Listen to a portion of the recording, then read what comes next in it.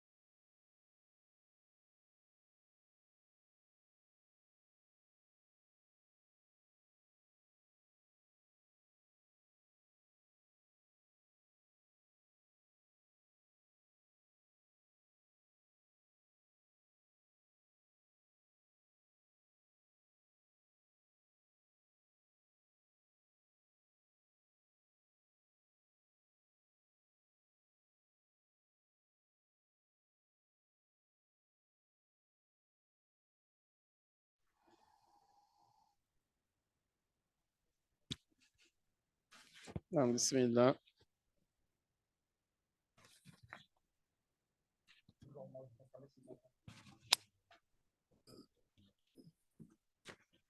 Ah. Est-ce que vous nous entendez?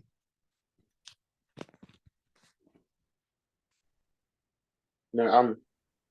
نعم طيب. بسم الله الرحمن الرحيم الحمد لله رب العالمين والصلاة والسلام على رسول الله الأمين وعلى آله وأصحابه أجمعين أما بعد والسلام عليكم ورحمة الله وبركاته.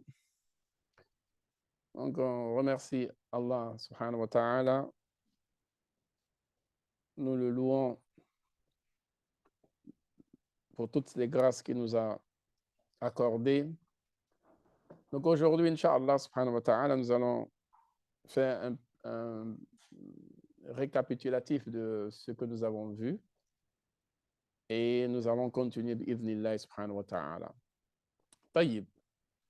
Donc la première des choses que nous avions, la première station qui a été développée ici, c'est Al-Yaqadha.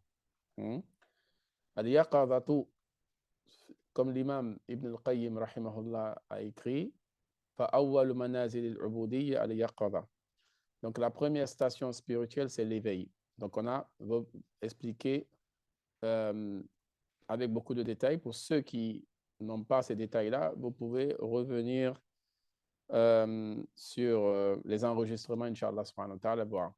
Donc, al-Yaqadha, la définition qui a été donnée par l'imam Ibn al-Qayyim, c'est Inzi'ajul qalbi li raw'atil intibah min raqadatil ghafilin.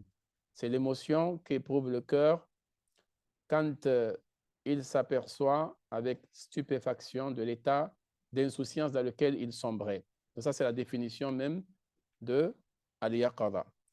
Ensuite, l'imam Ibn Qayyim, ce qu'on peut retenir de cette citation, il a dit فَإِذَا اسْتَيْقَظَ أَوْجَبَ لَهُ الْيَقَظَةَ أوجبت له اليقظة الفكرة وهي تحديق القلب نحو المطلوب الذي قد استعد له مجملا ولما يهتدي إلى تفصيله وطريق الوصول إليه.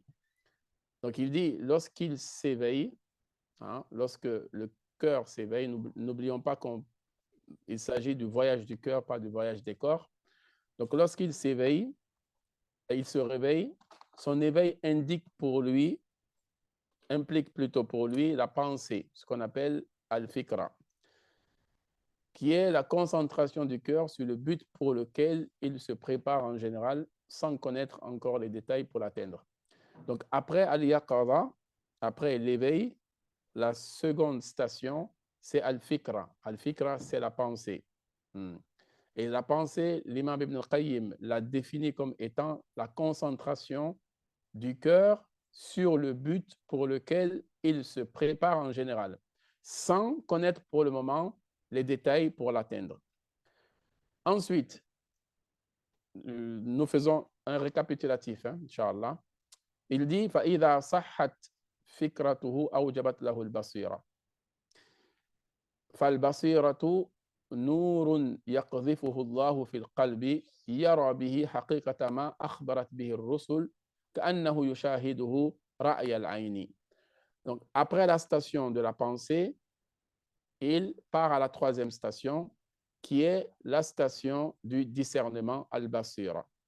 Donc, l'imam Ibn al-Qayyim, le grand allama, il dit, lorsque sa pensée se concrétise, hein, cette pensée-là, elle se réalise et se concrétise, elle implique pour lui le discernement. Donc, la station suivante, c'est al-basira.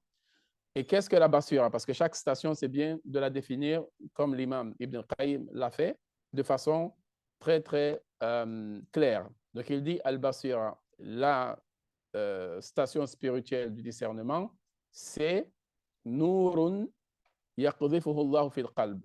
Donc, le discernement est une lumière qu'Allah Azza wa Jal place dans le cœur pour qu'il voit la réalité de ce que rapportent les prophètes, alayhim afdalus salatu wassalam, comme s'ils voyaient directement et réellement. C'est-à-dire les informations prophétiques, ils voient la réalité de ces informations prophétiques, comme si réellement et directement ils voyaient cela.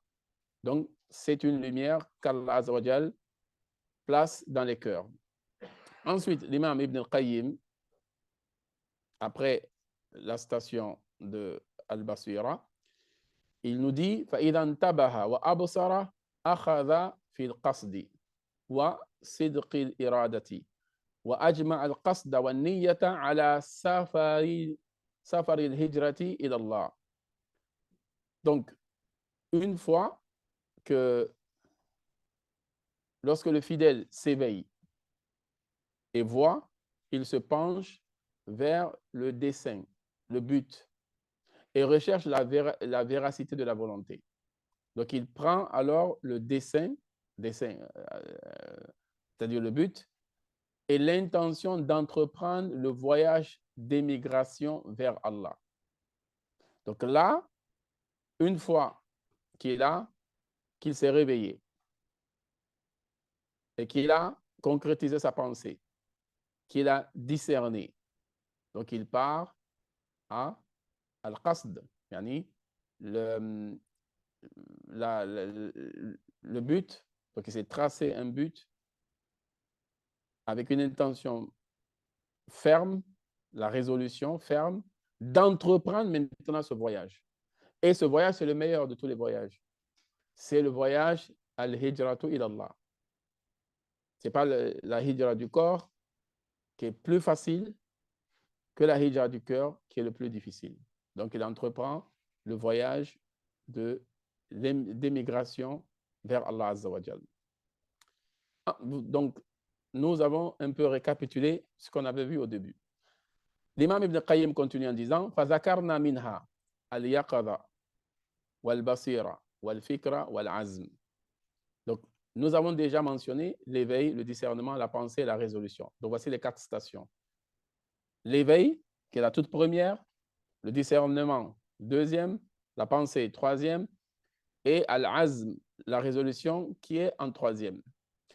Ensuite, il dit وهذه المنازل الأربعة لسائر المنازل كالأساس للبنيان وعليها مدار منازل السفر إلى الله ولا يتصور السفر إليه بدون نزولها البتة. Donc il nous dit ces 4 stations spirituelles, l'éveil, le discernement, la pensée, la résolution, sont par rapport à l'ensemble des stations spirituelles, parce qu'il y a plusieurs stations spirituelles. Mais ces 4-là, les 4 premières qui ont été citées par le grand Sabah al-Allama Ibn al-Qayyim, rahimahullah, ces 4 stations spirituelles sont par rapport à l'ensemble des stations spirituelles, comme les fondations pour les constructions, les maisons, les bâtiments, etc. Il y a des fondations. Et représentent le périple pour les autres stations spirituelles dans le cheminement vers Allah Azza wa Jal. وهي على ترتيب السير الحسي فإن المقيم في وطنه لا يتأتى منه السفر حتى يستيقظ من غفلته عن السفر ثم يتبصر في أمر سفره وخطره وما فيه من المنفعة له والمصلحة ثم يفكر في أهبة السفر والتزود وإعداد عدته ثم يعزم عليه. Donc l'imam nous dit, on ne peut imaginer ce voyage sans être passé et s'être installé dans ces 4 stations. Même le voyage matériel, le voyage physique, le voyage du corps, respecte ces stations-là. Donc, on ne peut imaginer ce voyage sans être passé et s'être installé dans ces 4 stations qui sont ordonnées à l'instar du voyage matériel. Le voyage matériel, c'est le voyage du corps. En effet, celui qui est fixé dans son pays, si vous êtes dans votre pays, la personne ne peut entreprendre le voyage avant d'avoir commencé à se réveiller. Il ne va pas voyager étant en train de dormir. Hein? Donc, avant d'avoir commencé à se réveiller de son insouciance à l'égard du voyage, hein? Ensuite, il discerne la question du voyage en envisageant ses risques. Quels sont les risques, l'utilité, l'intérêt de l'entreprendre. Puis, il réfléchit sur les préparatifs du voyage et les provisions. Donc, ce voyage spirituel, le voyage du cœur vers Allah, ressemble ici au voyage du corps. Donc, voici ce que nous avions vu la dernière fois, dans les précédents cours. Ensuite, nous sommes arrivés à la 5e station, qui est Al-Muhasaba. Donc, après les 4 stations, qui sont des stations spirituelles qui sont comme des fondations, hein, pour les autres stations, nous arrivons à la station de Al-Muhasaba. Al-Muhasaba, qu'on peut traduire par l'examen de conscience, qu'on peut traduire se demander des comptes à soi-même, faire son bilan, hein, l'auto-bilan, se questionner soi-même, se remettre en question, etc. Tout ça, ça rentre dans Al-Muhasaba. L'imam Ibn Qayyim dit فَإِذَا عَزَمَ عَلَيْهِ وَأَجْمَعَ قَصْدَهُ انتقل إلى منزلة المحاسبة. Une fois la résolution prise, donc la 4e des 4 stations spirituelles que nous avons vues, c'est Al-Azm, c'est la résolution. Hein? Une fois la résolution prise, son dessein, son but arrêté, fixé, arrêté, il passe à la station de l'examen de conscience, ce qu'on appelle Al-Muhasaba. Donc, vous voyez que même dans, entre parenthèses, le voyage matériel, c'est pareil. Maintenant, la Muhasaba, c'est quoi? Parce que quand on ne définit pas, on ne sait pas de quoi il s'agit, difficilement on pourra l'atteindre. Donc, Allama Ibn Qayyim nous dit, qu'est-ce que la Muhasaba? Il dit, وَهِيَ التَّمْيِيزُ بَيْنَ مَا لَهُ وَعَلَيْهِ. Définition courte, mais vraiment complète. Courte et complète. وَهِيَ التَّمْيِيزُ بَيْنَ مَا لَهُ وَعَلَيْهِ. Cela consiste à distinguer ce qu'il a de ce qu'il doit. Ses droits et ses devoirs, en d'autres termes. Ce qu'il a de ce qu'il doit. Ensuite, une fois qu'on sait nos droits et nos devoirs. Ainsi, il s'accompagne de ce qu'il a et s'acquitte de ce qu'il doit. Subhanallah. Yani, est-ce qu'il y a plus clair que cela? Et ça, c'est l'une des particularités de ce grand savant, Al-Allama ibn Qayyim rahimahullah. Quasi tous les livres qu'il a écrits dans ce sens-là, ce sont des livres qui sont magnifiques et qui sont qui montrent la valeur de l'auteur. Parce que le livre montre la valeur de l'auteur et la force du savoir qu'Allah lui a accordé. Donc il dit, une fois que la personne sait ses droits et ses devoirs, qu'est-ce qu'il va faire? Donc le croyant, le musulman, qu'est-ce qu'il va faire? Donc il va s'acquitter de ce qu'il doit, il va s'accompagner de ce qu'il a et il va s'acquitter de ce qu'il doit. Parce qu'il entreprend un voyage de celui qui ne revient pas sur ses pas. C'est un aller simple. Ce n'est pas un aller-retour. Quand les gens voyagent aujourd'hui, voilà, ils prennent un billet aller, un billet retour, etc. Voilà, pour eux, ils vont passer quelques jours, ils vont revenir. Mais ce voyage-là, c'est un aller simple, il n'y a pas de retour possible. Taïb. Ensuite, il dit وَمِنْ مَنْزِلَةِ الْمُحَاسَبَةِ يَصِحُّ لَهُ نُزُولُ مَنْزِلَةِ التَّوْبَةِ. Donc, il nous prépare à la prochaine station, la 6e. On n'a pas encore terminé la 5e qui est Al-Muhasaba, mais il anticipe. Il nous dit, Al-Allama Ibn al-Qayyim, à partir de la station spirituelle de l'examen de conscience, il est possible de s'installer dans la station de la repentance ou le repentir.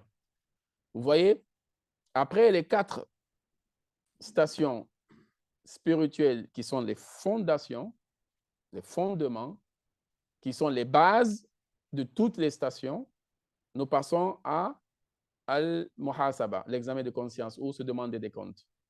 Et une fois que cela est possible, il va passer à la 6e, qui est At-Tawba, la repentance. Donc il dit, وَمِنْ مَنْزِلَةِ الْمُحَاسَبَةِ يَصِحُّ لَهُ نُزُولُ مَنْزِلَةِ التَّوْبَةِ لأنه إذا حاسب نفسه وعرف ما عليه من الحق فخرج منه وتنصل منه إلى صاحبه وهي حقيقة التوبة فكان تقديم المحاسبة عليها لذلك أولى.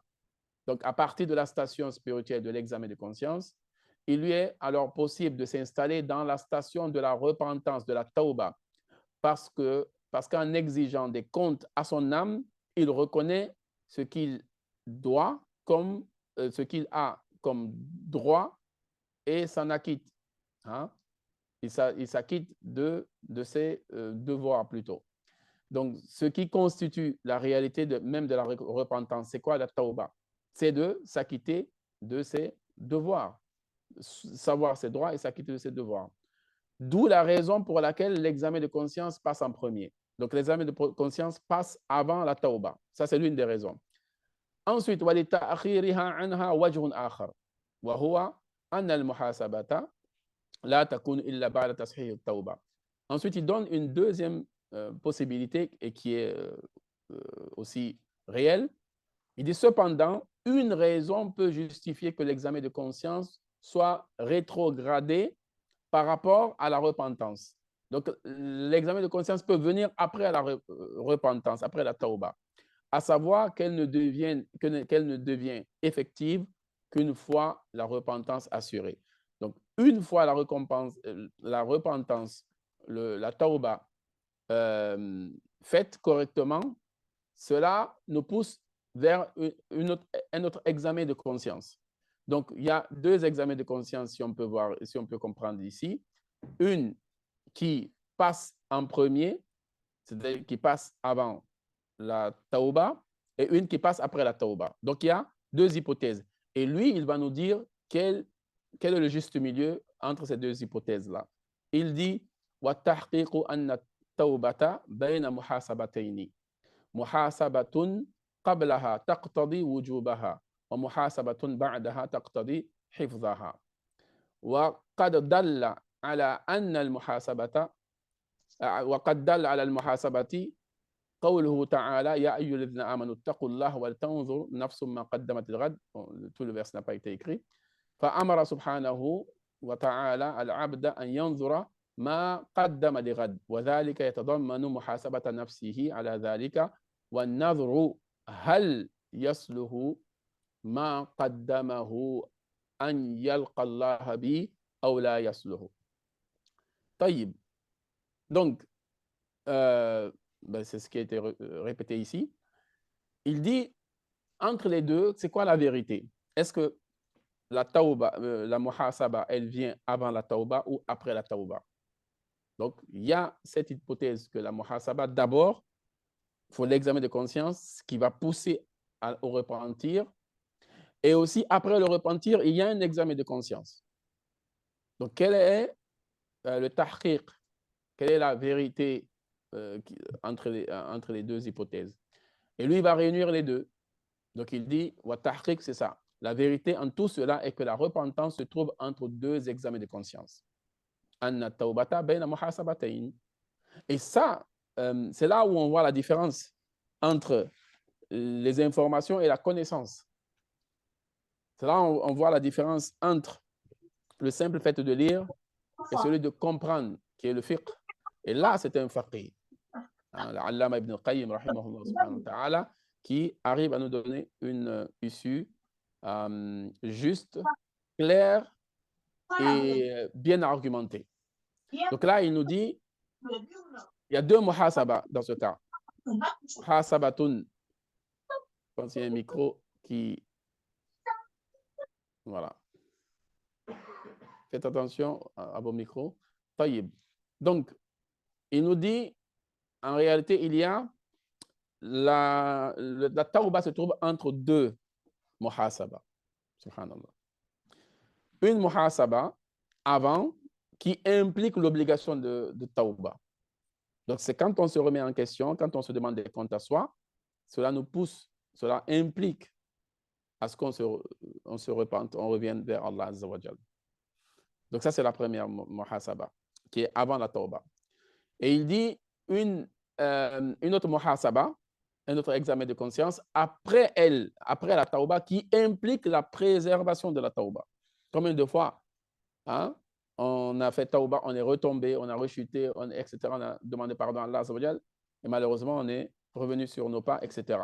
Donc, pour préserver aussi cette tawba, il y a une muhasaba. Donc, deux muhasaba, une avant, qui implique l'obligation de la tawba, une après, qui implique la préservation de la tawba. Ensuite, il dit, l'examen de conscience, la muhasaba, est attesté par la parole d'Allah Azza wa Jal, Ya ayyuhalladhina amanu taqullaha wal tanzur nafsum ma qaddamat lighad. Ô vous qui avez cru, craignez Allah, que chacun de vous songe à ce qu'il a avancé pour assurer demain le salut, son salut. Donc, qu'est-ce qu'il a assuré, qu'est-ce qu'il a avancé pour demain? Donc, chacun de nous, wal tanzur nafsun ma qaddamat lighad. Donc, ici, c'est individuel. Chacun doit regarder, analyser qu'est-ce qu'il a avancé pour demain Yawm al-Qiyamah. Donc, tu peux être dans la meilleure école du monde, tu peux être avec les meilleurs savants du monde, tu peux être, masha'Allah, bien accompagné, mais sache que c'est chacun qui va rendre compte. Ce n'est pas ton groupe, ton école qui va rendre compte pour toi. Donc, il faut faire attention. Il faut remettre toujours sa personne devant. Le plus important, c'est ce que nous avons avancé de façon individuelle, chacun pour demain. Donc, Allah dit, et ça, c'est le verset qui prouve même de la muhasaba. Donc, comment tu vas songer à ce que tu as avancé pour demain, Yawm al-Qiyamah, si tu ne fais pas un examen de conscience, si tu ne te demandes pas des comptes à toi-même, etc., etc. Donc, Allah ordonne aux serviteurs d'examiner ce qu'il a présenté comme œuvre pour demain, et cela implique la demande des comptes à son âme, consistant à se demander ce qu'il présente, si ce qu'il présente suffit pour mériter de se retrouver en compagnie d'Allah subhanahu wa ta'ala. Yani, se retrouver devant Allah Azza wa Jal demain Yawm al-Qiyamah. Ensuite, il dit wal maqsudu min hadha an-nazar ما يوجبه ويقتضيه من كمال الاستعداد ليوم المعاد تقديم ما ينجيه من عذاب الله ويبيض وجهه عند الله سبحانه وتعالى. Donc le but de cette vision-là, c'est quoi? Une tauba avant, une tauba après, une muhasaba avant la tauba, une muhasaba après la tauba. Tout ça, quel est le but? Il dit le but de cette vision-là, cette façon de voir, porte sur ce qui est exigé de lui comme préparation parfaite le jour du grand retour. Et comme on a dit, c'est un voyage à sens unique, le voyage du cœur vers Allah. Donc, notre voyage, ce n'est pas les corps qui voyagent, c'est le cœur qui voyage. Et ce cœur voyage, il émigre vers Allah Azza wa Jal. Et ce jour-là, où il va savoir, en vérité, le résultat de tout ça, c'est le grand jour, le jour du retour. Donc, tout ça pour dire, est-ce que toute cette vision-là porte sur ce qui est exigé de lui comme préparation. Donc, ça te permet de te préparer de façon parfaite pour le jour du grand retour vers Allah Azza wa Jal, puis la présentation de ce qui le soustrait du châtiment, ce qui le sauve du châtiment de l'enfer et rend sa face limpide, illuminée auprès d'Allah subhanahu wa ta'ala. Donc, après avoir défini la muhasaba, après avoir défini les deux hypothèses, éclairer deux hypothèses, la muhasaba avant la tauba et une autre muhasaba après la tauba. Donc, l'auteur nous parle des arkanu al-muhasaba, c'est les piliers de la muhasaba. Donc, il dit, qala sahib al-manazil, donc l'auteur de al-manazil, sachez que, comme vous le savez déjà, Madarij al-Salikin, c'est un charh, c'est un commentaire de Manazil al-Sa'irin. Viens. Il y a des micros encore qui sont, voilà, je pense que les personnes ne font pas attention, mais voilà. Il ne faut pas qu'il y ait des choses qu'on n'a pas envie d'entendre. Pas fini de parler que c'est déjà parti. Hein? Faites attention à votre micro. Voilà, je ne vais pas citer le nom, mais khair. Bref. Donc, Sahib al-Manazil, c'est l'imam al-Harawi.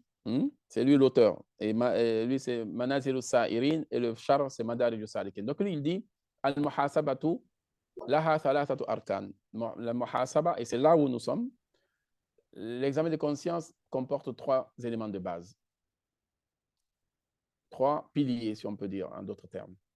Ahaduha an tuqayisa bayna ni'matihi wa jinayatik. Le premier élément de base ou le premier pilier de la muhasaba, c'est que tu établisses une comparaison entre ses bienfaits, les bienfaits d'Allah, et tes forfaits, tes péchés, tes manquements, etc. Donc, tu fais une comparaison entre les bienfaits d'Allah Azza wa Jal sur toi et entre toi, ce que tu fais comme péché, comme désobéissance, etc. Donc, ça, c'est le premier pilier. Il dit الركن الثاني, le deuxième, من أركان المحاسبة وهي أن تميز ما للحق عليك من وجوب العبودية والتزام الطاعة واجتناب المعصية وبين ما لك وما عليك فالذي لك هو المباح الشرعي فعليك حق ولك حق فأد ما عليك يؤتك ما لك. Donc, deuxième pilier de la muhasaba consiste à distinguer entre ce qu'Allah a comme droit sur toi et les droits d'Allah sur toi sous forme d'adoration, d'obligation d'adoration, de respect, de l'obéissance, de l'évitement de la désobéissance. Tout ça sont des droits d'Allah sous forme de l'adoration, de respect, etc., etc. Et entre ce que tu as et ce que tu dois. C'est cette comparaison qu'il faut faire. C'est cette distinction qu'il faut faire. Ce que tu as, c'est tes droits, et ce que tu dois comme devoir. Une fois que tu sais cela, donc acquitte-toi de ce que tu dois, tu recevras ce qui est à toi. Les gens, ils veulent le contraire, de recevoir avant de s'acquitter. Non. Il dit ici, et c'est très bien, فَأَدِّ مَا عَلَيْكَ يُؤْتِكَ مَا لَكَ. Donc, acquitte-toi de ce que tu dois et tu recevras ce qui est à toi. Tu es tenu ainsi d'accorder à chacun son droit. Et combien de fois les droits sont bafoués? Et le din de l'islam, il n'y a pas un din, il n'y a pas une religion qui a été plus parfaite que l'islam dans les droits et les devoirs. Même le chemin que nous empruntons tous les jours, Nabi sallallahu alayhi wa sallam, dans le nombre de hadiths, nous dit de donner le droit au chemin, le droit au chemin. Le chemin que nous empruntons, il a des droits. Donc, que dire des animaux, de la faune, de la flore, des êtres humains et à plus forte raison des musulmans même. Imaginez-vous, hein? Même si le chemin a des droits, que dire des musulmans avec qui on vit au quotidien? Donc, acquitte-toi de ce que tu dois et tu recevras ce qui est à toi. Ça, c'est le deuxième pilier de la muhasaba. Mais là, je résume. Ensuite, on va lire dans le livre, on va expliquer. Parce que, voilà. Troisième pilier, il dit وَمِنْ أَرْكَانِ الْمُحَاسَبَةِ مَا ذَكَرَهُ صَاحِبُ الْمَنَازِلِ فَقَالَ الثالث أَنْ تَعْرِفَ أَنَّ كُلَّ طَاعَةٍ رَضِيتَهَا مِنْكَ فَهِيَ عَلَيْكَ وَكُلَّ مَعْصِيَةٍ عَيَّرْتَ بِهَا أَخَاكَ فَهِيَ إِلَيْكَ. Ça, c'est, disons, le pilier où la plupart d'entre nous ont glissé et continuent de glisser. C'est le troisième pilier, le troisième élément de base. C'est quoi? Il dit, c'est de savoir que tout acte d'obéissance que tu agrées par toi-même n'est pas en ta faveur. Il donnera beaucoup plus de détails après, Inch'Allah. Et quand tu accomplis un acte d'obéissance et que tu es content de cet acte-là, tu agrées toi-même cet acte, ce n'est pas en ta faveur. Alors que nous, aujourd'hui, on verra le contraire. Ah, Masha'Allah, aujourd'hui, voilà, j'ai accompli ceci, cela, et voilà, je suis devant la Kaaba, prends-moi en photo, je suis en train de faire dua, subhanallah. Pas critiquer ce que les gens font, mais vous-même, vous savez, aujourd'hui, les gens abusent beaucoup, abusent, à cause des réseaux sociaux, il faut tout montrer. Qu'est-ce que tu gardes comme bonne œuvre entre toi et Allah Azza wa Jalla? Il faut que tout le monde sache ce que tu fais de bien. Alors que tes péchés, non. Tu les caches le maximum possible. Si tu cachais tes bonnes œuvres aussi, comme tu caches tes péchés, tu serais à un autre niveau. Bref, l'essentiel, il dit, sache que tout acte d'obéissance que tu agrées par toi-même, ton nafs, il est content de cela, ce n'est pas en ta faveur. Et tout acte de désobéissance par lequel tu railles ton frère retournera contre toi. Et ça, subhanallah, on l'a vu, ayanan bayanan. Ayanan bayanan. Des gens qui ont, se sont moqués ou ont critiqué ou étaient contents que telle personne tombe dans le péché. Ah ben, tu vois, il est tombé, regarde. Et eux, ils ont fait pire que lui, ou pire qu'elle. On en a des exemples comme ça. Il faut faire attention. Donc, tout acte de désobéissance par lequel tu railles ton frère retournera contre toi. C'est pour ça qu'il ne faut pas se moquer des gens.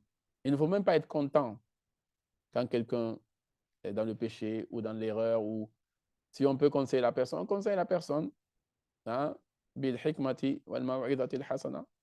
Mais se moquer, railler les gens et même être content, bah, c'est bien fait pour lui. C'est ceci, cela. Na'udhu billah. Tu ne sais, fil hal, toi tu es peut-être préservé, mais fil ma'al, tu ne sais pas dans le futur. Il y a des gens qui, comme je pense que c'est Allama ibn Qayyim, oui, qui a raconté cette histoire-là dans le jardin des amoureux. Il a un livre magnifique aussi dans ça. Qu'il y avait un mu'adhin, imaginez-vous un mu'adhin qui est monté sur le minaret là, pour faire le adhan. Et en montant, il a regardé dans une maison voisine à la mosquée. Et dans cette maison, il y avait une jeune fille. C'était des chrétiens qui habitaient là. Et lui, du haut hein, de la mosquée, il a regardé dans cette maison, il a vu cette jeune fille belle et tout ça. Et ça l'a touché, quoi. Voilà. Il a été épris, disons, d'amour, voilà, pour elle. Donc, ce dernier-là, qu'est-ce qu'il a fait? Il est descendu, il est allé dans cette maison pour voir qui est cette jeune fille, s'il peut lui demander un mariage, etc., etc. Après, là, ils ont dit, non, mais nous sommes des chrétiens, nous. Et la jeune fille, elle a dit, si tu veux m'épouser, il faut que tu sois chrétien. Et il a accepté. Il a accepté et son travail, c'était de s'occuper des hallouf et compagnie, compagnie. Ah. De Mu'adhin, il est tombé à ça. Pour dire, faut pas, on sait aujourd'hui ce qu'on est, on ne sait pas demain. Aujourd'hui, on est, alhamdulillah, pour chacun de nous, on apprend, on essaie d'avancer tranquillement dans sa religion et tout. Il ne faut pas railler les autres. On peut être à leur place et pire même. C'est pour ça que quand Allah te préserve, dis alhamdulillah, Allah m'a préservé. Mais ne pense pas que cette préservation, c'est parce que toi, tu es quelqu'un de spécial. Non.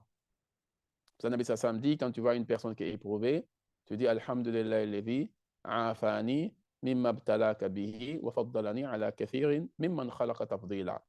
L'imam Ash-Shawkani rahmatullah alayhi dit, ce doigt-là, ce n'est pas seulement ceux qui sont éprouvés physiquement. Hein. Par exemple, il y a des gens qui sont malades, qui ont des handicaps et tout. Quand tu les vois, tu dis cette doigt. Alhamdulillah alladhi afani mimma btalaka bihi. Louange à Allah qui m'a préservé de ce dont il t'a éprouvé. Il dit même ceux qui sont éprouvés dans les péchés, c'est une épreuve. Et l'épreuve physique, un handicap, ça n'a rien à voir avec un péché. Hein?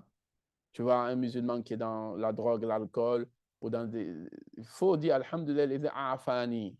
Ne dis pas, oh, regarde lui, moi je suis meilleur. Regarde, non. Dis alhamdulillah, alhamdulillah, il afani mimma btalaka bihi ila akhiri ad-du'a. Donc, c'est un peu le récapitulatif hein, que j'ai voulu faire rapidement pour ne pas qu'on s'éloigne trop du livre par la grâce d'Allah subhanahu wa ta'ala. Donc, nous allons revenir dans les détails du premier pilier de Al-Muhasaba. Donc, l'imam nous dit قال صاحب المنازل المحاسبة لها ثلاثة أركان. Donc, on a expliqué. أحدها أن تقايس بين نعمته وجنايتك. Donc, l'examen de conscience a trois éléments de base, trois piliers. Donc, le premier pilier, c'est que tu établisses une comparaison entre les bienfaits d'Allah et entre tes péchés. Il dit يعني تقايس بين ما من الله وما منك فحينئذ يظهر لك التفاوت. C'est-à-dire, tu fais une comparaison entre ce qui provient d'Allah et ce qui émane de toi. En ce moment, tu verras l'immense différence. Allah Azza wa Jalla nous dit par exemple dans le Coran, وَمَا بِكُم مِّن نِعْمَةٍ فَمِنَ اللَّهِ. Tout ce que vous avez comme bienfait, ça ne vient que d'Allah, ça ne provient que d'Allah. Regarde les bienfaits d'Allah. Tes yeux, comment on appelle, ton sens gustatif, auditif, l'air que tu respires. Prends quelques éléments. Compare-les à ce que toi tu fais, à tes péchés, à tes manquements, à tes négligences. Allah Azza wa Jalla qui t'a donné la vie, il est subh. As-salatu khayru min an-nawm. Tu es encore en train de sombrer dans ton sommeil ou tu n'as pas trop envie de te lever ou tu ouvres un œil, mais bon, et tu regardes ta montre, bon, attends quelques minutes encore de plus. Alors qu'il y a des gens qui sont dans la tombe actuellement, ils aimeraient revenir dans ce monde pour être à ta place, pour avoir cette opportunité qu'Allah t'a accordée. C'est un sursis, hein? Chaque jour qu'Allah nous donne, c'est un sursis, c'est un cadeau. Hein? Donc, fais la comparaison. Vas-y, parle aux gens qui sont dans les tombeaux. Quand tu vas visiter les tombes, parle, demande, même s'ils ne vont pas te répondre. Est-ce qu'ils aimeraient être à ta place? Mais bien sûr qu'ils aimeraient être à ta place. Pourquoi? Pour compléter les bonnes œuvres. Pas pour commercer, pas pour autre chose. Pour compléter les œuvres qu'ils n'ont pas pu faire. Donc, toi, tu as cette opportunité-là. Donc, compare entre ce qui provient d'Allah et ce qui émane de toi. Et tu verras la grande différence. وَتَعْلَمْ أَنَّهُ لَيْسَ إِلَّا عَفْوُهُ وَرَحْمَتُهُ أَوِ الْهَلَاكُ وَالْعَطَبُ. Et quand tu feras cette comparaison, tu sauras qu'il ne reste que son pardon, que sa miséricorde, pour échapper au châtiment et à la ruine. Et c'est pour cela, Nabi sallallahu alayhi wa sallam nous dit que personne n'entrera au paradis si ce n'est que par la miséricorde d'Allah. C'est là où tu comprends. Parce que si tu compares vraiment ce que Allah nous a accordé comme bienfait et les manquements que nous avons, la faiblesse que nous avons, même pour les plus grands adorateurs, hein, par rapport à ce qui sied à la majesté d'Allah, nos adorations sont insignifiantes. Par rapport à ce qui sied à la grandeur d'Allah. Donc, n'eût été cette miséricorde d'Allah Azzawajal, on ne sentirait même pas l'odeur du paradis. Donc là, tu comprendras que vraiment, tout, c'est la miséricorde d'Allah. Tout, c'est le pardon d'Allah. Sans le pardon d'Allah, sans la miséricorde d'Allah Azzawajal, khalas, on ne pourra pas réussir. Ensuite, il dit وَبِهَذِهِ الْمُقَايَسَةِ تَعْلَمُ أَنَّ الرَّبَّ رَبٌّ وَالْعَبْدَ عَبْدٌ. C'est avec cette comparaison que tu sauras que le Seigneur est Seigneur, que l'esclave est l'esclave, le serviteur est serviteur. Si tu fais cette comparaison entre les bienfaits d'Allah Azzawajal et tes manquements, tes péchés, etc., tes défauts. Mais regardez, il y a des gens qui insultent Allah, na'udhu billah, qui disent Allah est un enfant, Allah ceci, Allah cela, Allah n'existe pas, etc. Vous entendez des choses, des énormités. Ces gens-là sont nourris, ces gens-là, alhamdoulilah, ils continuent la vie tranquille. Ils vivent. Mais imaginez-vous, entre les paroles méchantes ou aussi mauvaises qu'ils disent et entre les bienfaits d'Allah qu'Allah leur accorde. Donc, quand tu vois ça, et toi, tu n'es pas de cette catégorie de personnes qui, voilà, ont des propos très graves envers leur propre créateur. Tu n'es pas parmi ces gens-là, mais tu as aussi tes manquements, tu as aussi tes péchés, tu as aussi, comment dirais-je, tes forfaits. Mais fais quand même une comparaison. Alors que toi, si une personne t'insulte aujourd'hui, toi, si une personne te fait du mal, mais subhanallah, comment tu réagis? Tu réagis mal, souvent même tu sombres dans la violence. Mais Allah, il entend avant nous tous, Allah sait avant nous tous. Même les murmures de nos pensées, Allah les connaît. Mais Allah voit ces gens-là qui insultent, des gens même qui ont assassiné des prophètes, des gens qui ont persécuté des prophètes. Regardez les compagnons, radiyallahu anhum. Allah a vu tout ça. Mais Allah, il est patient. Alors que toi, tu n'arrives pas à patienter lorsqu'on te courrouce, lorsqu'on... Voilà. Donc, compare, toi, comment tu es. Et si ce n'est pas le pardon d'Allah, si ce n'est pas la miséricorde d'Allah, tu ne sentiras pas l'odeur du paradis. Là, tu sauras que le Seigneur est Seigneur. Et toi, tu es vraiment un esclave d'Allah. Toi, tu es vraiment un serviteur d'Allah. Ensuite, il dit وَيَتَبَيَّنُ لَكَ حَقِيقَةُ النَّفْسِ وَصِفَاتُهَا. يَتَبَيَّنُ لَكَ. Et sera clair pour toi la réalité de ton nafs et ce qui caractérise ton nafs. وَعَظَمَةُ جَلَالِ الرُّبُوبِيَّةِ وَتَفَرُّدُ الرَّبِّ بِالْكَمَالِ وَالْإِفْضَالِ. Et tu sauras avec cette comparaison la grandeur de la majesté d'Allah Azza wa Jal dans sa seigneurie et qu'il est le seul unique dans la perfection et dans les largesses. Il n'y a pas plus généreux qu'Allah Azza wa Jal. Il n'y a pas plus parfait que lui, subhanahu azza wa jal. Wa anna kulla ni'matin minhu fadlun wa kulla niqmatin minhu adlun. Et quand tu feras cette comparaison, tu sauras que chaque bienfait d'Allah n'est qu'une faveur. Ce n'est pas un mérite.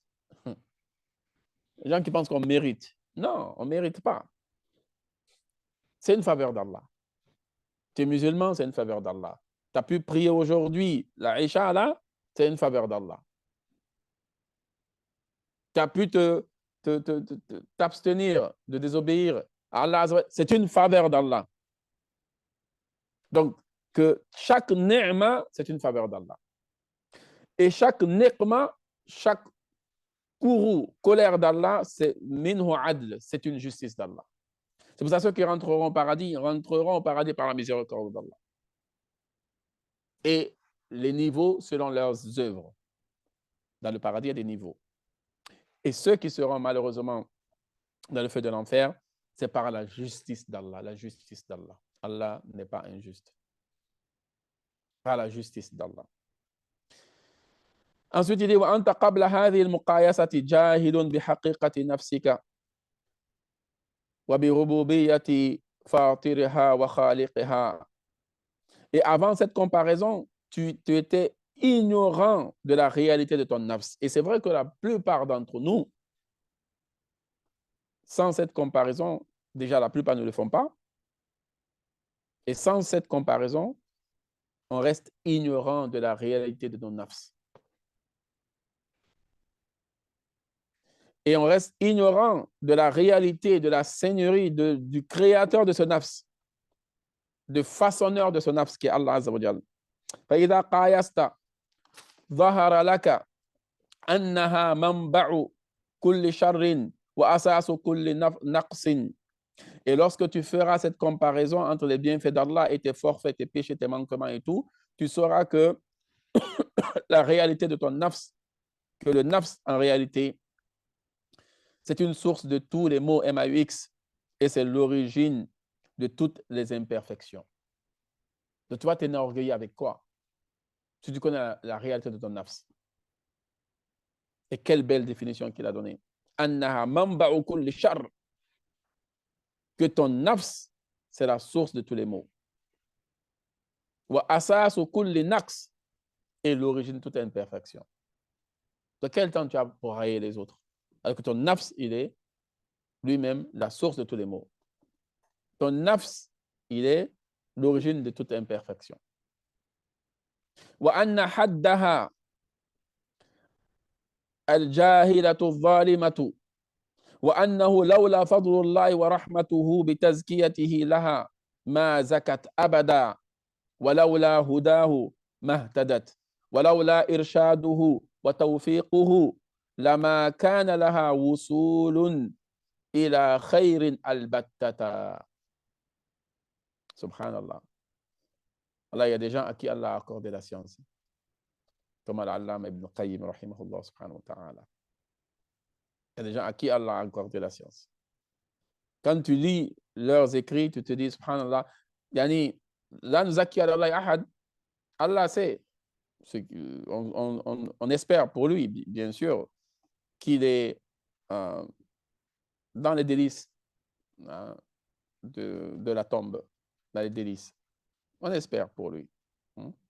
Mais quand tu lis sa façon d'écrire, sa façon d'expliquer les choses, tu vois que c'est des gens qui avaient une lampe dans le cœur.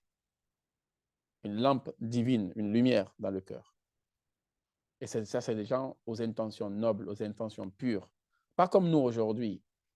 Et aujourd'hui, subhanallah, les réseaux sociaux nous ont sali les intentions. Je ne dis pas tout le monde a une mauvaise intention, mais c'est très tentant de faire pour autre chose que Allah, pour être connu, pour être suivi, pour avoir des likes ou je ne sais quoi d'autre. Wallahu a'lam, l'intention de chacun de nous. Regarde ces gens-là qui ont écrit avec des lampes à huile. Il n'y avait pas d'électricité, pas d'imprimerie, pas de tout ce qu'on a là. Ils se sont assis avec beaucoup de difficultés, de sacrifices, de difficultés, même des moyens de voyager, de bouger. Pas comme nous aujourd'hui. Tu vas sur Internet, tac, tac, tu as déjà réservé ton billet, paf, tu es déjà parti, khalas. Imaginez à leur époque. Mais regarde ce qu'ils ont écrit. Où sont les gens comme Allama Ibn Qayyim aujourd'hui, avec toute la technologie qu'on a, avec tout, chez Google, hein, etc. Ils sont où? Qui peut écrire ce genre de choses aujourd'hui? Je ne dis pas qu'il n'y a pas de grands savants, mais, subhanallah, dans la qualité Ils sont où? Il dit comment le nafs se définit. La définition du nafs, al-jahilatu al-zalimatu. Que le nafs est défini comme ignorante et injuste. Et toi, tu suis ton nafs. Ajib. Et les gens, leur humeur, c'est selon leur nafs. Le nafs, il est content, il est content. Le nafs, il n'est pas content, khalas. Alors que le nafs, il est jahil. Comment tu peux obéir à un jahil? Le nafs, il est zalim. Comment tu peux obéir à un zalim? Mes frères et sœurs en islam. Et ensuite, il dit annahu lawla fadlullah. N'eût été la grâce d'Allah, wa rahmatu, la miséricorde d'Allah, bitazkiyati laha, que Allah a purifié le nafs, ma zakat abadan. Jamais le nafs va être pur. Jamais de la vie. C'est Allah qui purifie les nafs de ceux qui sont purs. C'est pas toi. Il y a certains, parce que voilà, ils pratiquent un peu mieux, parce qu'il est un peu plus sérieux dans le din, khalas. Ils pensent que un pied déjà est dans le paradis, khalas. Non. C'est Allah Azza wa Jal, par sa miséricorde, par sa faveur, par sa grâce. Si tu penses que tu as une piété, ce n'est pas ton effort personnel. C'est la miséricorde d'Allah. C'est Allah. Walaula fadlullahi alaykum wa rahmatuhu ma zaka minkum min ahadin abadan. Coran. Ma zaka minkum min ahadin abadan. Jamais une personne parmi vous ne sera pure si ce n'est que par la grâce d'Allah et par sa miséricorde.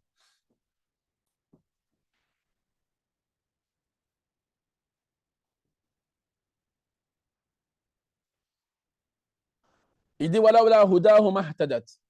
Si ce n'est pas la guidée d'Allah, le nafs ne va jamais être guidé. Jamais.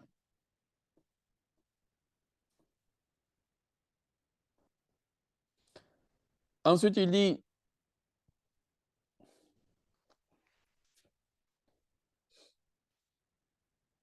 ولولا إرشاده وتوفيقه لما كان لها وصول إلى خير البتة. C'est pas la guidée d'Allah et le tawfiq, la réussite qui vient de la part d'Allah, le nafs n'aurait jamais connu le khayr, n'aurait jamais fait le khayr, n'aurait jamais atteint un khayr, nakira, ila khayrin abada.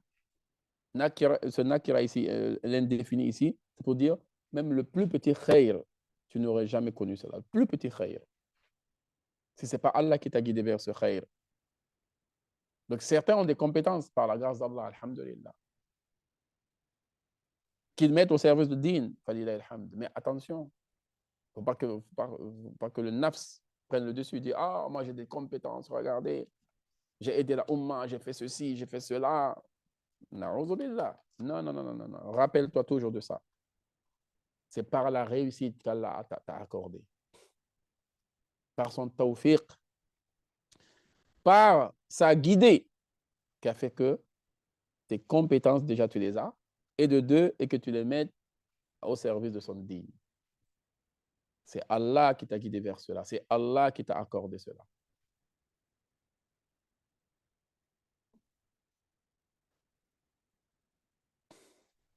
Ensuite, il dit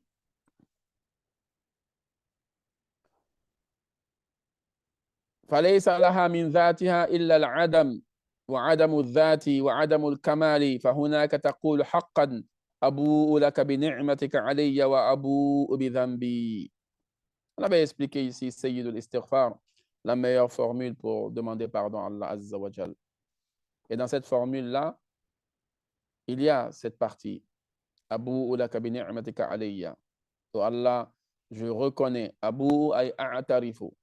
Oh Allah, je reconnais tes bienfaits envers moi. Wa abu'u bi dhanbi. Et je reconnais aussi mes péchés. Donc quand tu fais cette comparaison, tu vas comprendre cette parole de Nabi sallallahu alayhi wa sallam. Et pourquoi Nabi sallallahu alayhi wa sallam a dit Sayyidul Istighfar, c'est ça. La formule la meilleure pour demander pardon à Allah, c'est cette formule-là. Et dans cette formule, il y a 7 parties. Abu ulaka bi ni'matika. Et c'est le hadith de Bukhari en plus. L'imam Bukhari, rahmatullah alayhi, a rapporté ça dans Kitab al-Riqaq. Ce do'a-là, Sayyid al-Istighfar. Et je ne sais pas si on le fait, hein, si tout le monde le fait. Subhanallah, si tout le monde le récite. Et Nabi sallam dit, celui qui le récite le matin avec certitude et il meurt avant le soir, Allah Azza wa Jal le pardonne, il rentrera au paradis. Et le soir, avant le matin, Allah Azza wa Jal, s'il meurt, Allah Azza wa Jal le fera rentrer au paradis. Allahumma anta rabbi la ilaha illa anta khalaqtani wa ana abduk wa ana ala ahdika wa wa'dika mastata'tu a'udhu bika min sharri ma sana'tu abu'u laka bi ni'matika alayya wa abu'u bi dhanbi faghfir li fa innahu la yaghfiru dhunuba illa anta. Et le meilleur de tous les doigts après avoir mangé, c'est aussi dans le Sahih al-Bukhari. Et je pense que je ne vais pas vous tester, mais bon, khair, je pense que beaucoup ne le connaissent pas. On n'est pas dans des tests ici. Meilleur doigt après avoir mangé, c'est dans le Sahih al-Bukhari. Meilleure formule de demande de pardon, c'est dans le Sahih al-Bukhari. Les gens n'ont pas donné, la plupart, la vraie valeur de Sahih al-Bukhari. Imaginez-vous, pendant 16 ans, Imam al-Bukhari rahimahullah, a voyagé par-ci, par-là pour rassembler ce sahih. Avant d'écrire un hadith, il faisait des ablutions, il faisait 2 rakats. Avant d'écrire un hadith, chaque hadith. Il y a plus de 7000 hadiths dans le Sahih al-Bukhari. Nous, aujourd'hui, même tu viens en classe, tu ne fais pas les ablutions. Et il est où le dalil? Agib. Yani, on ne dit pas que c'est obligatoire, ni que c'est une sunna, mais il y a un respect. Il faut avoir un respect pour le ilm. Qui a dit à l'imam al-Bukhari, fait les ablutions, fait 2 rakats avant d'écrire un hadith? Ce n'est pas par respect pour le hadith. Ce n'est pas par montrer la valeur du hadith. Valeur du hadith. L'imam Malik, rahimahullah, pour enseigner le hadith, avant de sortir où il y a ses étudiants, il mettait les plus beaux vêtements, il se parfumait bien, et on parfumait l'endroit où ils vont s'asseoir pour enseigner le hadith. Nous, aujourd'hui, limite, il est allongé, hein, et il est là, il est en train de lire les hadiths, il est en train d'apprendre les hadiths. Quel respect il nous reste aujourd'hui? Le ilm des anciens, parce qu'ils ont respecté le ilm. Ils ont respecté ceux avec qui ils ont pris le ilm. Le ilm, c'est sacré. Le ilm, c'est un lien entre les gens du ilm. C'est comme le lien de sang. Et le meilleur des liens, c'est le lien du ilm. Tu ne trouveras pas meilleur. Meilleur qui existe, c'est le lien du ilm. Donc, la meilleure formule aussi de dua, Alhamdulillahi hamdan kathiran tayyiban mubarakan fi ghayra makfiyin wala muwadda'in wala mustaghnan anhu rabbana. Ça, c'est dans le Sahih al-Bukhari. Meilleur dua lorsque tu as fini de manger. Si vous finissez, allez-y chercher cela dans le Sahih al-Bukhari. Demandez à Cheikh Google, rahmatullah alayhi.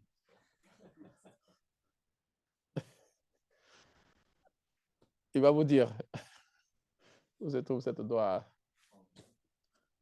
Donc, Sayyid al-Istighfar, normalement, chaque musulman doit apprendre cela. Prends le temps, le matin. Ça ne dure même pas 1 minute. Avec certitude, dis cette dua. Rappelle-toi de tes péchés, de tes manquements. Et quand tu arrives à cette partie-là, pense aux grâces qu'Allah t'a accordées. Il y a des gens aujourd'hui, qu'Allah nous préserve, ils ont des maladies graves.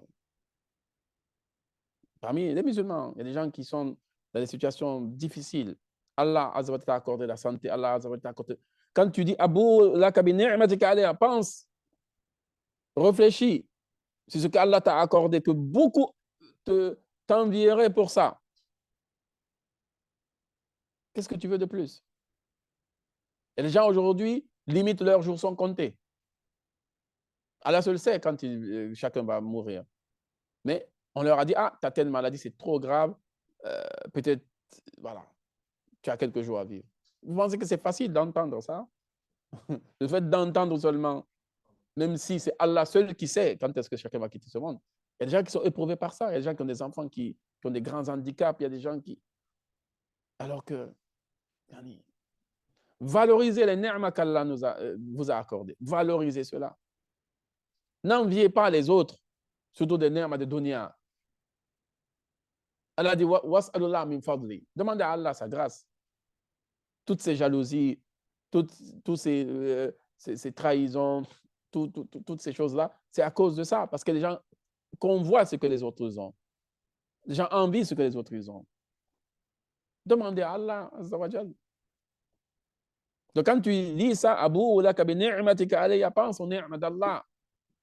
Et il n'y a pas meilleur ni'ma que ni'ma de din.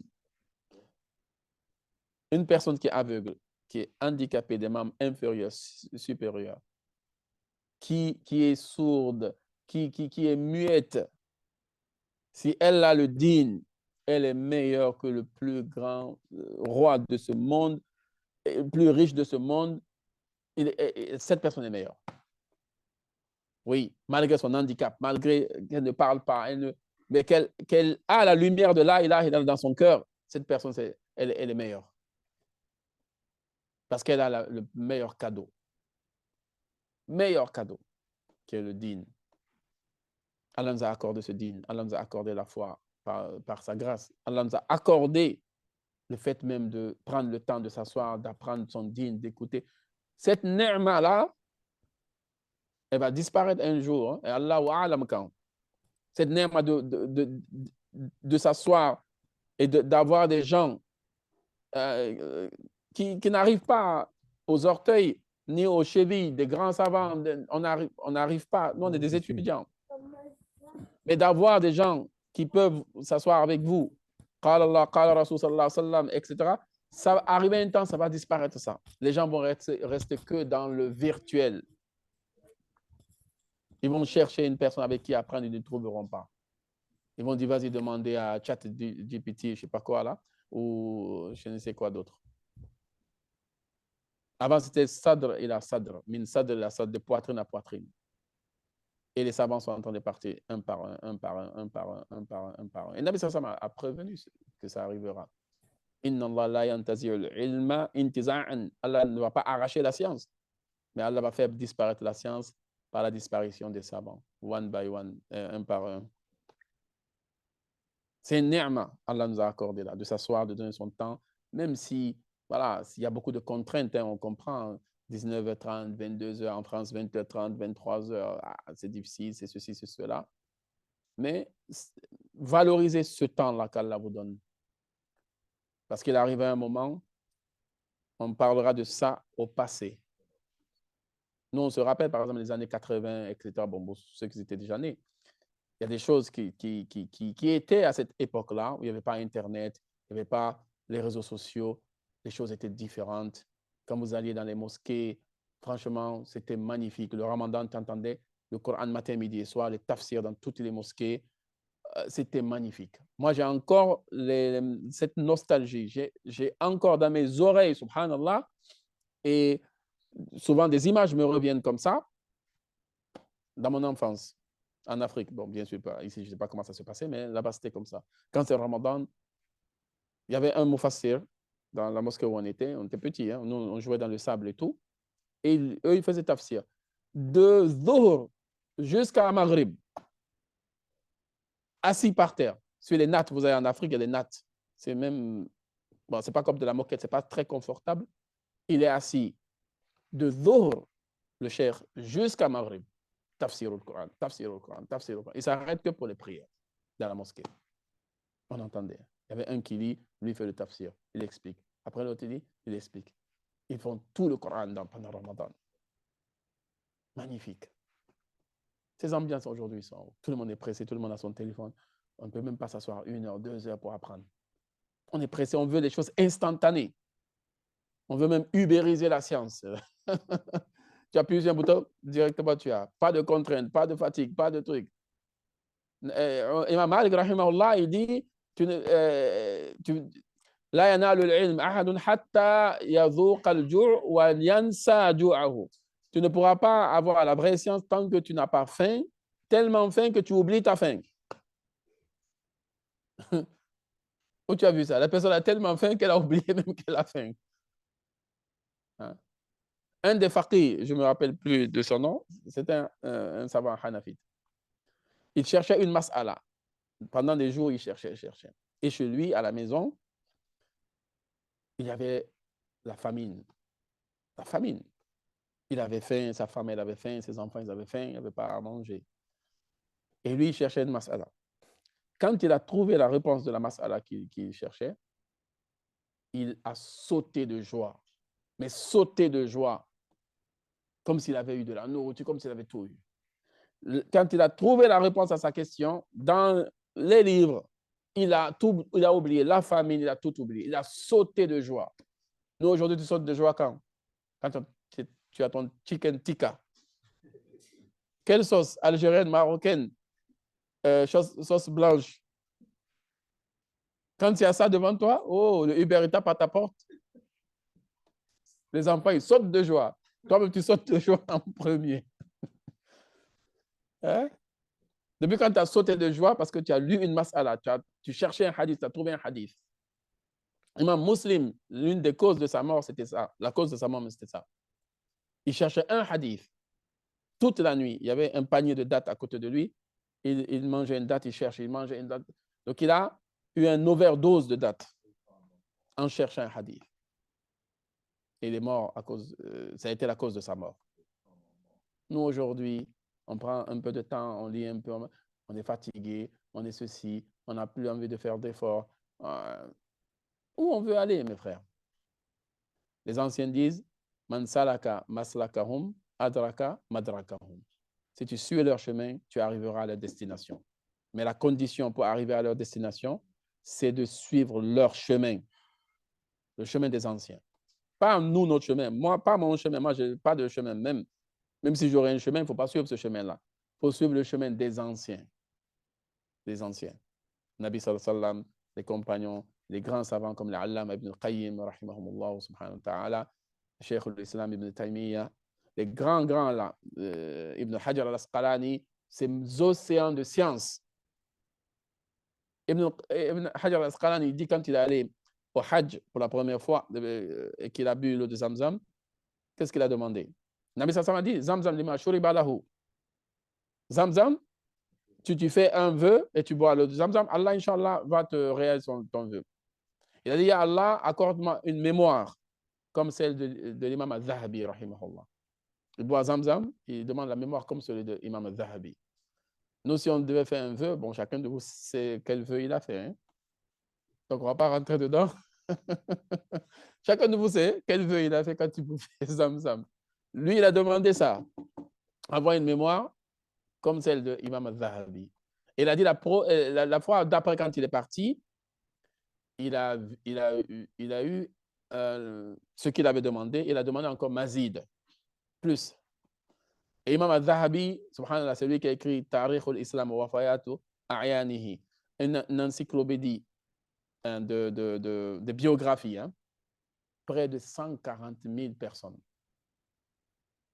Sans Internet, il a écrit la biographie. Tarikh al-Islam, il a appelé ça. Aujourd'hui, écris 5 pages. Si tu peux. 5 pages. Avec Internet et tout, on te donne un sujet, écris 5 pages. La biographie de plus de 140 000 personnes. Imam Ibn Asakir, rahimahullah, son Tarikh au Madinat de Dimashq. 80 volumes. Moi, je l'ai vu une seule fois pour le moment, je l'ai vu chez un des professeurs que j'avais là. Mufti Bana. Il est encore vivant. C'est chez lui que j'ai vu ça. Tarikh al-Islam. J'avais entendu Tarikh au Madinat de Dimashq. C'est l'imam Ibn Asakir. Près de 80 volumes. Où vous avez vu ça? Sur une seule ville, hein, la ville de Damas. Depuis les compagnons, ceux qui ont vécu dans cette ville, ceux qui ont connu, etc., etc. Des hadiths, des narrations, hadiths. Mais comment une personne peut écrire une chose monumentale comme ça? L'œuvre de sa vie. Quand tu dis Ibn Asakir, tout le monde pense à ça. Tarikh Madinat Dimashq. On va s'arrêter ici, Inch'Allah, qu'Allah nous donne la compréhension, hein, qu'il fasse de nous des musulmans sincères et pieux. Donc, on continuera la prochaine fois sur là où on s'est arrêté. Subhanakallah wa bihamdik. Ashhadu an la ilaha illa anta astaghfiruka wa atubu ilaik. Wassalamu alaikum wa rahmatullahi wa barakatuhu.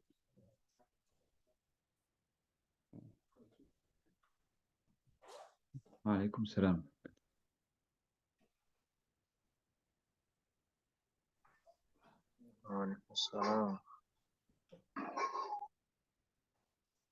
Les techniciens, là, ils sont où?